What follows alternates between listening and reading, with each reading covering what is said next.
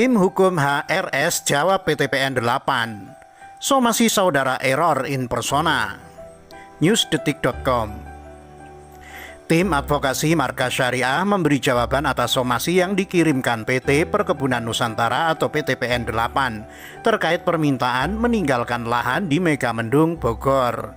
Mereka menilai somasi yang dikirimkan PTPN 8 salah alamat, bahwa somasi saudara adalah error in persona karena seharusnya pihak PTPN 8 mengajukan komplain baik pidana ataupun perdata kepada pihak yang menjual tanah tersebut kepada pihak pesantren atau HRS, karena pihak pesantren dengan diketahui semua aparat dari mulai kepala desa hingga gubernur membeli tanah tersebut dari pihak yang mengaku dan menerangkan tanah tersebut miliknya.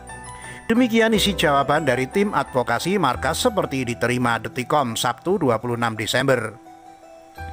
Ada 11 poin yang termaktub dalam surat jawaban atas somasi PTPN 8 terkait permintaan pondok pesantren atau ponpes markas syariah.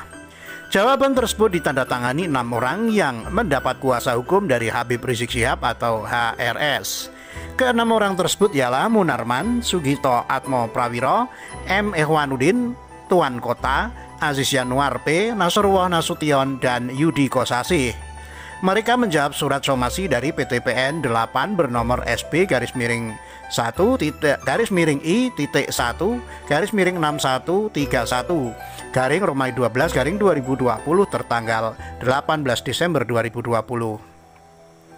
Dalam somasi tersebut dituliskan ada permasalahan penggunaan fisik tanah HGU PTPN 7 Kebun Gunung Mas luas kurang lebih 30,91 hektar oleh Ponpes Agrokultural Markas Syariah sejak 2013 tanpa izin dan persetujuan dari PTPN 8. Selain itu, Markas Syariah diminta menyerahkan lahan tersebut selambat-lambatnya 7 hari kerja sejak diterima surat ini. Jika somasi tidak diindahkan akan dilaporkan kepada Polda Jawa Barat. Mereka mengaku baru mengetahui sertifikat hak guna usaha atau SHGU lahan di tempat Markas Syariah berdiri setelah menerima surat somasi dari PTPN 8. Mereka mengatakan Habib Rizik berkeyakinan membeli lahan tersebut karena sudah lama dikelola oleh masyarakat, bahwa atas lahan tersebut sebelumnya adalah merupakan lahan kosong atau tanah terlantar yang dikuasai secara fisik dan dikelola oleh banyak masyarakat lebih dari 25 tahun lamanya, katanya. Bahwa berlatar belakang penguasaan fisik yang sedemikian lama oleh masyarakat, sehingga klien kami berkeyakinan atas lahan tersebut secara hukum memang benar milik para penggarap, sehingga klien kami bersedia untuk membeli lahan-lahan tersebut dari para pemilik atas lahan tersebut, tambahnya. Berikut jawaban lengkap tim advokasi Markas Syariah atas somasi PTPN 8. Sehubungan dengan surat somasi yang saudara sampaikan kepada kami, surat nomor SP _I-1-6131 Romawi 12-2020 tertanggal 18 Desember 2020. Maka dengan ini kami hendak menyampaikan tanggapan atau jawaban atas somasi saudara, antara lain sebagai berikut. 1. Bahwa somasi saudara adalah error in persona karena seharusnya pihak PTPN 8 mengajukan komplain baik pidana ataupun perdata kepada pihak yang menjual tanah tersebut kepada pihak pesantren atau HRS, karena pihak pesantren dengan diketahui semua aparat dari mulai kepala desa hingga gubernur membeli tanah tersebut dari pihak lain yang mengaku dan menerangkan tanah tersebut miliknya. Pengakuan tersebut dibenarkan oleh pejabat yang terkait yang mengetahui dan memproses administrasi peralihan atas tanah tersebut. Secara hukum dilihat dari aspek hukum perdata dan hukum acara perdata, PTPN 8 keliru dan tidak memiliki alasan untuk meminta pihak HRS mengosongkan lahan tersebut, kecuali ada putusan pengadilan yang berkekuatan hukum tetap yang memutuskan bahwa kedudukan pihak pesantren atau HRS sebagai pembeli beritikat baik dibatalkan. Dengan kata lain, somasi tersebut prematur dan salah pihak. 2. Bahwa kami baru mengetahui keberadaan SHGU nomor 299 tertanggal 4 Juli 2008 melalui surat saudara nomor SP _I-1-6131 Romawi 12-2020 tertanggal 18 Desember 2020. 3. Bahwa terhadap lahan yang saat ini ditempati, digarap, dan telah dibangun di atasnya bangunan pondok pesantren agrokultural markas syariah oleh klien kami telah dibeli dari para petani yang menguasai dan mengelola lahan secara fisik serta dari para pemilik sebelumnya. 4. Bahwa atas lahan tersebut sebelumnya adalah merupakan lahan kosong atau tanah terlantar yang dikuasai secara fisik dan dikelola oleh banyak masyarakat lebih dari 25 tahun lamanya. 5. Bahwa berlatar belakang penguasaan fisik yang sedemikian lama oleh masyarakat sehingga klien kami berkeyakinan atas lahan tersebut secara hukum memang benar milik para penggarap, sehingga klien kami bersedia untuk membeli lahan-lahan tersebut dan para pemilik atas lahan tersebut. 6. Bahwa atas bukti-bukti jual beli antara klien kami dengan pengelola dan pemilik juga sudah sangat lengkap dan diketahui oleh perangkat desa baik RT RW setempat, yang kemudian terhadap surat tersebut telah ditembuskan kepada Bupati Kabupaten Bogor dan Gubernur Jawa Barat, sehingga legal standing klien kami dalam menempati dan mengusahakan atas lahan tersebut tidak dengan cara melawan hukum, dan ini telah sesuai dengan kaidah-kaidah hukum pembeli dilindungi etikat baik sebagaimana surat edaran Mahkamah Agung telah menegaskan hal ini dalam putusan MARI nomor 251K/SIP/1958 tanggal 26 Desember 1958, yang kaidah hukumnya berbunyi: pembeli yang telah bertindak dengan etikat baik harus dilindungi dan jual beli yang bersangkutan haruslah dianggap sah. Hal yang sama juga telah dijelaskan oleh MA dalam surat edaran MA nomor 7/2012 yang dalam butir ke-9 dirumuskan. Perlindungan harus diberikan kepada pembeli beretikat baik sekalipun kemudian diketahui bahwa penjual adalah orang yang tidak berhak. Dan atas etikat baik tercantum juga dalam pasal 1338 ayat 3 KUH Perdata yang berbunyi: perjanjian harus dilaksanakan dengan etikat baik. Asas ini merupakan asas bahwa para pihak, yaitu pihak pertama dan kedua, harus melaksanakan substansi perjanjian berdasarkan kepercayaan atau keyakinan yang teguh maupun kemauan baik dari para pihak, sehingga tidak benar apabila klien kami dianggap telah melakukan tindak pidana atas penguasaan lahan tersebut. 7. Bahwa karena berdasarkan informasi yang telah kami dapatkan di lapangan terhadap sertifikat HGUPT Perkebunan Nasional 8 telah dibatalkan dengan adanya putusan Mahkamah Agung yang telah berkekuatan hukum tetap inkrah van Guis. Untuk menghindari tumpang tindih kepemilikan atas lahan tersebut dan memastikan apakah betul sertifikat HGUPT Perkebunan Nasional 8 yang telah dibatalkan oleh Mahkamah Agung tersebut benar berada di area lahan yang dikuasai klien kami.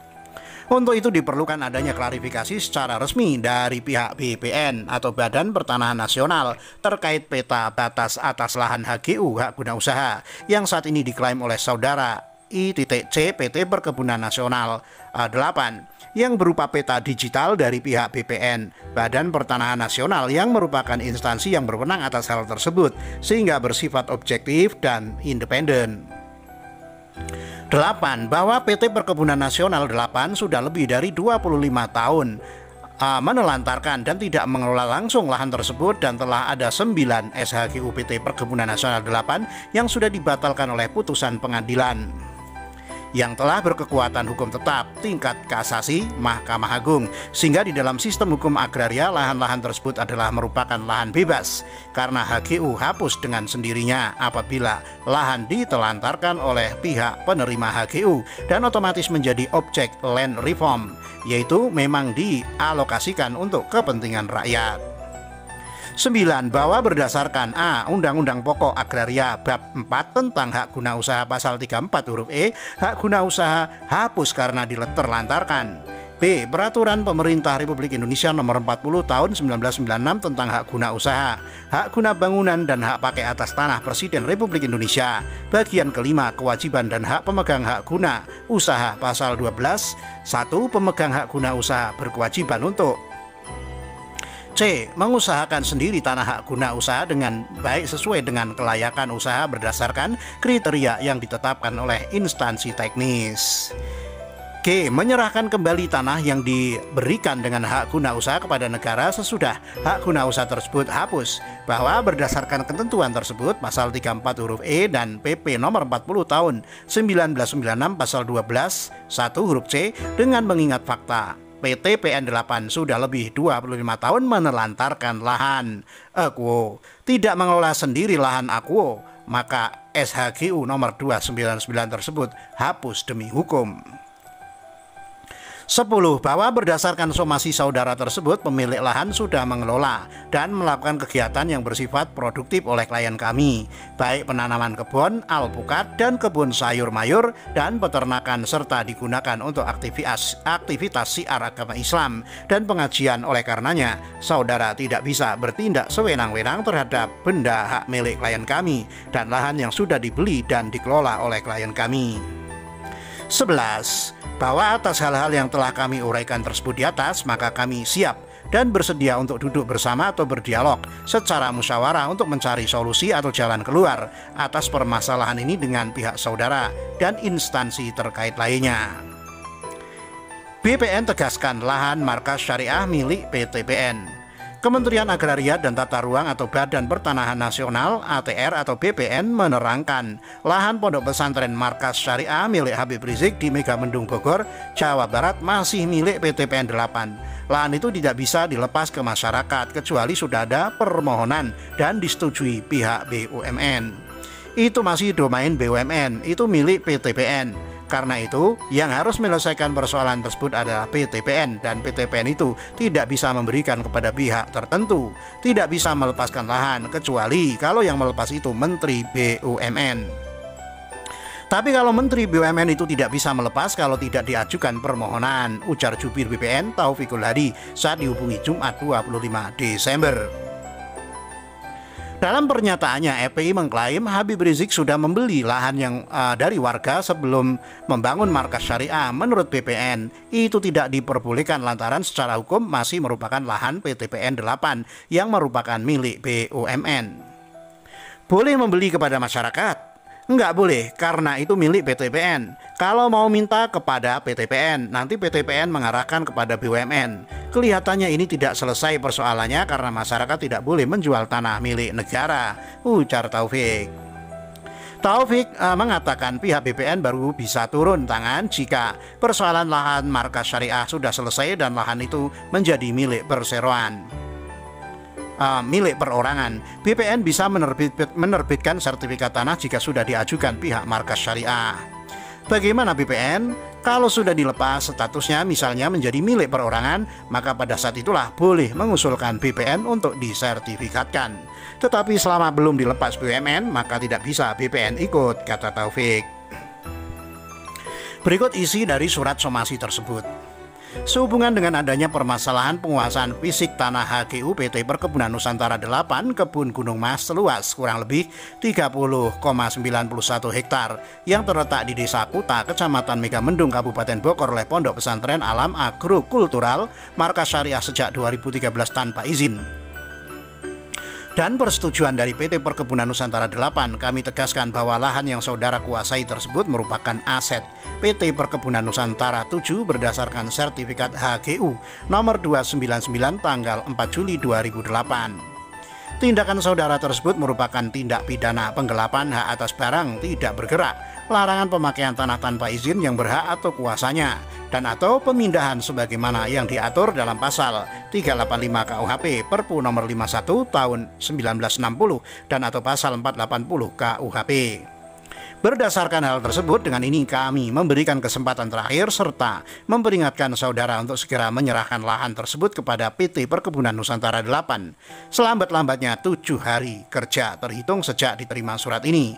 Apabila dalam waktu 7 hari kerja terhitung sejak diterima surat ini saudara tidak menindaklanjuti, maka kami akan melaporkan ke kepolisian CQ Kepolisian Daerah Jawa Barat. Demikian surat somasi ini disampaikan atas perhatian dan pengertian diucapkan. Terima kasih.